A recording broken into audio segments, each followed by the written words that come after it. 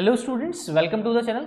सो student, जैसे कि आपको पता है कि हम ऑलरेडी माइक्रो इकोनॉमिक्स के 3 पार्ट कंप्लीट करा चुके हैं। ओके, उन 3 पार्ट में का लिंक आपको इस वीडियो में मिल जाएगा। स्टूडेंट, अगर जो स्टूडेंट इस वीडियो से हमारे चैनल पर ज्वाइन हुए हैं तो उनसे एक रिक्वेस्ट है कि प्लीज वो पहले 3 पार्ट भी देख लें ताकि ये चैप्टर आपको बहुत अच्छे से क्लियर हो जाए। सो स्टूडेंट, आज की वीडियो में हम बहुत ही इंपॉर्टेंट टॉपिक लेकर आए हैं और पूरी वीडियो में एक ही टॉपिक को डिस्कस करेंगे जो एग्जामिनेशन पॉइंट ऑफ व्यू से बहुत ही ज्यादा इंपॉर्टेंट है और एग्जाम में डेफिनेटली 100% आता ही आता है वो। ओके, तो उस टॉपिक का नाम है स्टूडेंट, आपने स्कूल लेवल पे पढ़ा भी होगा, सुना भी होगा, that is PPC. Yes sir, हमने सुना है। इसकी फुल फॉर्म होती है प्रोडक्शन पॉसिबिलिटी कर्व। सर, इसका एक और नाम होता है PPB, production possibility boundary. Sir, इसका एक और नाम होता है PPF, production possibility frontier. Sir, इसका एक और नाम होता है दैट इज ट्रांसफॉर्मेशन कर्व। हाँ सर, इसके अलग अलग ऑल्टरनेट नेम्स हैं। ओके, अलग अलग ऑल्टरनेट नेम्स हैं। तो ये पीपीसी होता क्या है? Production possibility curve. नाम से पता चल रहा है प्रोडक्शन, कि यहां पर किसी चीज का प्रोडक्शन होगा।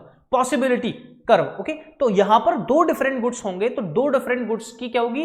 पॉसिबिलिटी होगी कि हम अपनी गिवन रिसोर्सेज में से किस गुड्स को कितना प्रोड्यूस, कितना मैन्युफैक्चर कर सकते हैं। और इन्हीं की प्रॉपर्टीज से अजम्पशंस लेकर हम क्या करेंगे? इनको ग्राफिकली शो करेंगे, इनका शेड्यूल बनाएंगे, तो ये क्या बन जाएगा? एक कर्व बन जाएगा। तो व्हाट इज कर्व? किसी भी चीज की ग्राफिकल रिप्रेजेंटेशन, मतलब किसी भी शेड्यूल के थ्रू हम किसी भी चीज का ग्राफ प्रिपेयर करते हैं तो उसको हम क्या बोलते हैं? कर्व बोलते हैं। तो PPC is the combination of 2 different commodities और गुड्स। पीपीसी क्या है? 2 डिफरेंट अलग अलग गुड्स का क्या है?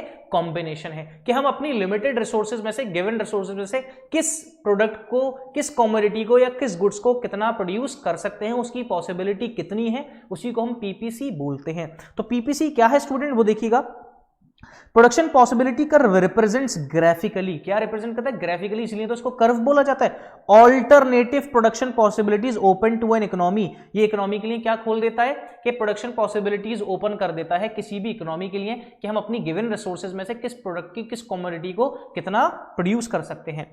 The productive resources of the community can be use for the production of various alternatives. Community का मतलब यहाँ पर, कम्युनिटी का मतलब यहाँ पे क्या? सोसाइटी। क्या सोसाइटी की जो भी रिसोर्सेज है उनको यूटिलाइज करके हम अलग अलग ऑल्टरनेट गुड्स का कितना कॉम्बिनेशंस प्रोड्यूस कर सकते हैं।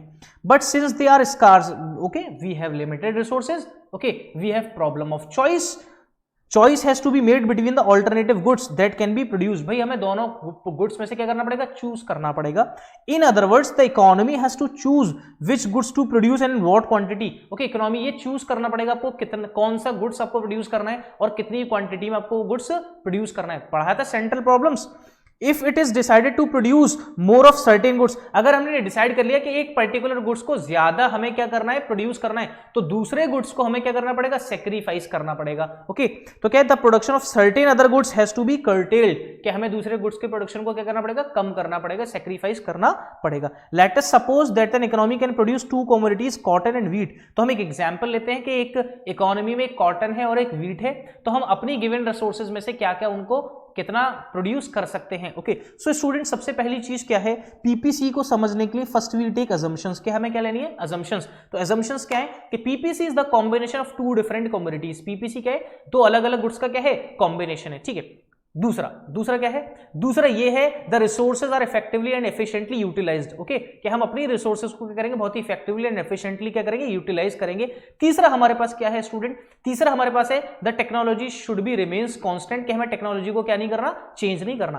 तो मैंने आपको जैसे बताया था कि रिसोर्सेज को इफेक्टिवली एंड एफिशिएंटली यूटिलाइज करना है, तो उसके लिए एक एग्जांपल समझ सकते हैं। सपोज करिए आपके फादर, मदर, आपके बहन भाई जो भी हैं वो सब दिल्ली चले गए और आपको यहां छोड़ गए, आपको नहीं जाना था वहां पर, क्योंकि आपके कजिन से वहां मुलाकात होती है और आपका कजिन पढ़ने में बहुत अच्छा है और आप पढ़ने में अच्छे नहीं हो, तो क्या होगा? वहां पर सारे लोग सवाल जवाब करेंगे, इसलिए इससे अच्छा है मैं घर पे ही रहूं।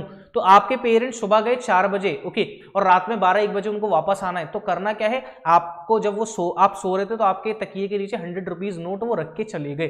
अब क्या होगा? अब उस 100 रुपीज के नोट को आपको पूरे दिन चलाना है। सुबह ब्रेकफास्ट भी करना है, दोपहर का खाना भी खाना है, शाम को भी खाना है और रात का भी खाना खाना है आपको। आप कितने 4 टाइम खाना खाते हो आप? ठीक है, अब सपोज करो आपने क्या किया?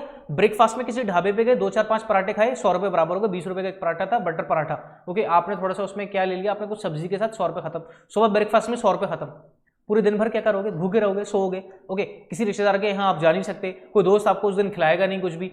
ठीक है, आपका रिकॉर्ड ही खराब है ना इस वजह से।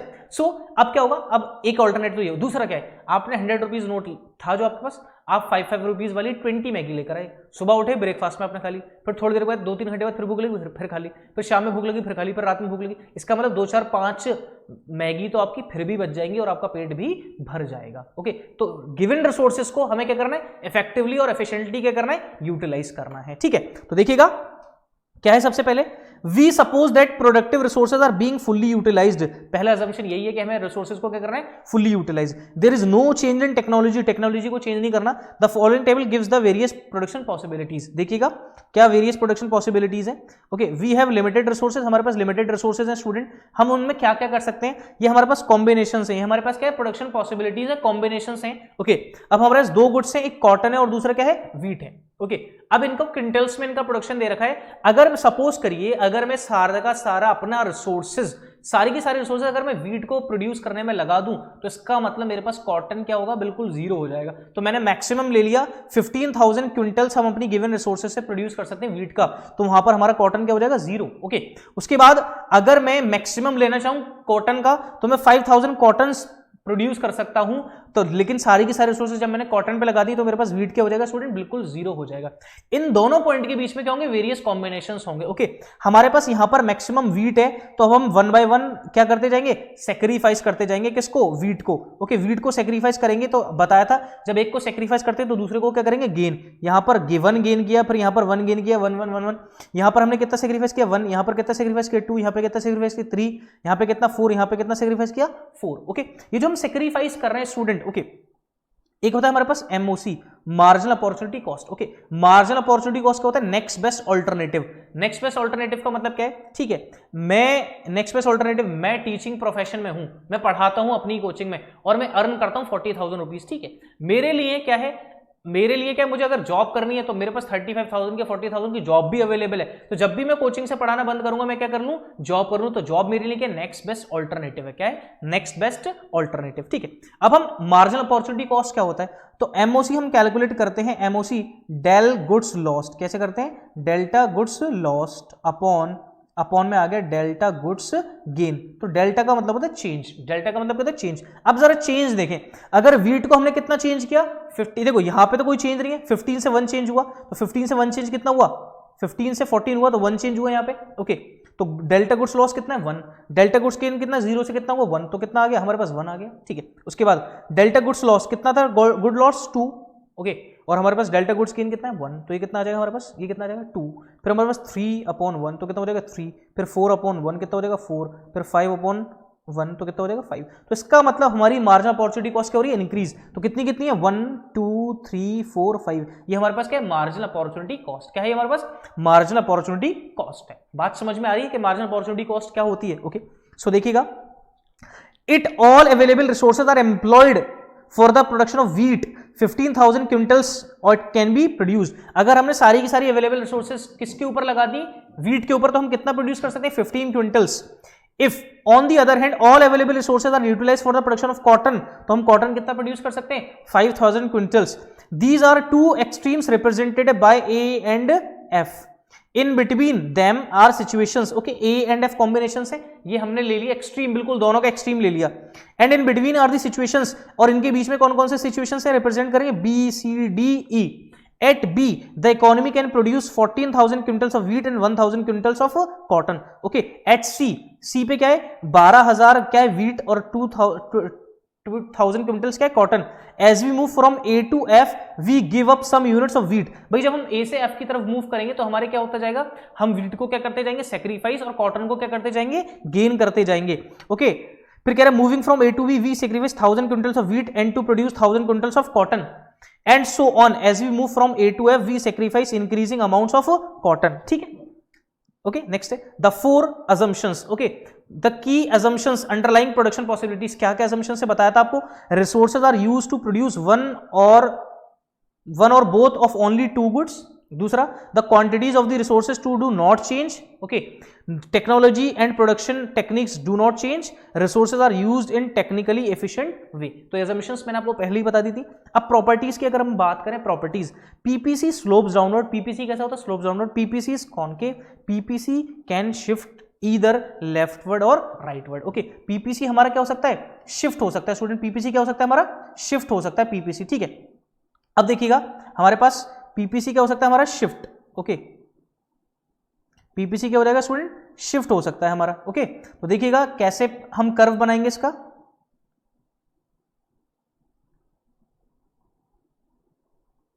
ओके, चलिए मैं ऐसे ही बना देता हूं, ठीक है। चलो, क्योंकि ऐसे ज्यादा समझ में आएगा आपको, बना के दिखाता हूं। देखो चलो, हम पीपीसी का एक कर्व बनाते हैं। ओके, पीपीसी का एक कर्व बनाते हैं, प्रोडक्शन पॉसिबिलिटी कर्व।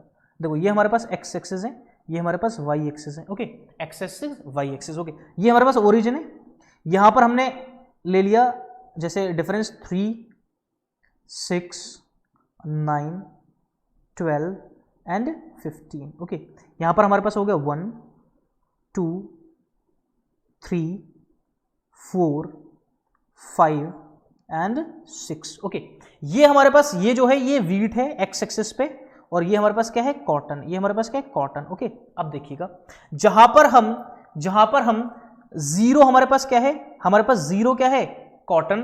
तो हमारे पास 15 क्या है, हमारे पास 15 क्या है, क्या है 15 हमारे पास, बताओ क्या है, क्या है 15, बताइए क्या है 15। ओके, चलो देखो 15 हमारे पास क्या है, वीट। 15 क्या है हमारे पास, वीट, अगर ये जीरो है तो। ओके, अब देखिएगा जहां पर हमारे पास ये 5 है, जहां पर हमारे पास ये 5 है, वहां पर ये क्या है, जीरो। अब देखो ऐसे कर लो, ऐसा कर सकते हैं हम लोग। देखो यहां पर आ जाते हैं, एक मिनट मैं आपको पूरा अच्छे से समझा देता हूं एक बार, कि बहुत से बच्चों को कंफ्यूजन होती है कि कैसे प्लॉटिंग हो।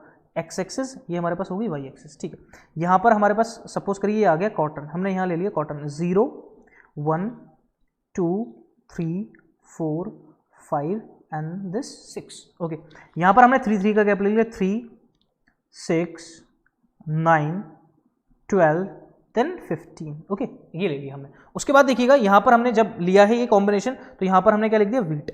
जहां पर वीट 15,000 क्विंटल्स था, 1000 को इग्नोर करिए, 15 है। ओके, जहां पर हमारे पास 15 था, वहां पर हमारे पास ये क्या है, जीरो। वहां पर कॉटन क्या था, जीरो। उसके बाद हमारा प्रोडक्शन क्या हो रहा था, रिड्यूस हो रहा था, किसका, वीट का। तो वीट कितना हो गया था, 14। तो 14 यहां की लाई करेगा, जब वो 14 था तो वो कितना था हमारे पास, 1। वो कितना था, 1। ओके, उसके बाद हमारे पास वीट था 12, तो वीट 12 था, तो हमारे पास 2 क्या था, कॉटन था 2। ओके, उसके बाद हमारे पास अगर वो 9 था, तो 9 पर हमारे पास ये कितना था, 3। उसके बाद वहां पर वो कितना था, 5, तो ये कितना था, 5, ये कितना था हमारे पास, 4। ओके, जब वो हमारे पास 0 था तो ये क्या था, ये 5 था। अब क्या करेंगे, इन पॉइंट्स को क्या कर देंगे, हम ज्वाइन कर देंगे। क्या कर देंगे, इन पॉइंट्स को ज्वाइन कर देंगे, ठीक है। इन पॉइंट्स को अगर मैं ज्वाइन कर दूं तो देखो इसका शेप कैसा आ रहा है, इसका शेप कैसा आ रहा है, कॉनकेव। कैसा आ रहा है इसका शेप, कॉनकेव। तो इसका मतलब एक प्रॉपर्टी हमें ये पता चल गई कि पीपीसी कैसा होता है, कॉनकेव होता है। पीपीसी कैसा होता है, कॉनकेव। अब पीपीसी कॉनकेव क्यों होता है, उसके पीछे का लॉजिक क्या है, उसके पीछे का रीजन क्या है, वो याद रखना स्टूडेंट। पीपीसी कॉनकेव क्या है, ड्यू टू इंक्रीजिंग, क्या होता है, due to increasing marginal opportunity cost. Marginal opportunity cost increase होने की वजह से हमारा एमओसी क्या, हमारा पीपीसी क्या होता है, कॉनकेव टू दी ओरिजिन। सवाल ये होता है क्या पीपीसी कॉन्वेक्स हो सकता है, ये एक सवाल है। क्या पीपीसी स्ट्रेट लाइन हो सकता है, ये भी एक सवाल है। ओके, यस, पीपीसी कॉन्वेक्स भी हो सकता है और पीपीसी स्ट्रेट लाइन भी। कब पीपीसी कॉन्वेक्स कब होगा, जब एमओसी क्या हो जाएगी, डिक्रीजिंग। एमओसी क्या हो जाएगी, decreasing.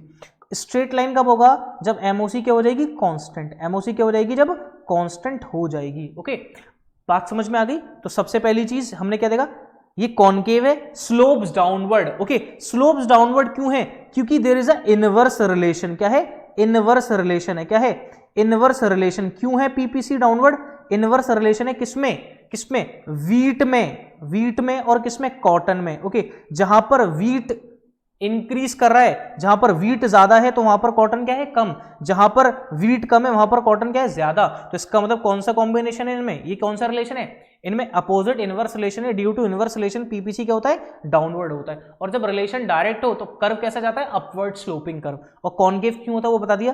PPC can shift either leftward और राइटवर्ड। पीपीसी क्या हो सकता है, शिफ्ट हो सकता है लेफ्टवर्ड और राइटवर्ड। अब देखो पीपीसी कैसे शिफ्ट होगा, लेफ्टवर्ड और राइटवर्ड। देखो हमने जितने भी पॉसिबल कॉम्बिनेशंस थे हमारे, वो हमने कर लिए, और हमने अपनी रिसोर्सेज को क्या करा है, बहुत ही इफेक्टिवली और एफिशिएंटली यूटिलाइज करा है। तो पीपीसी ये क्या हो सकता है, ये देखो ये हमारे पास क्या है, ये क्या है, ये राइटवर्ड शिफ्ट हो रहा है। ओके, ये क्या है हमारा, ये लेफ्टवर्ड हो रहा है, ये हो रहा है राइटवर्ड।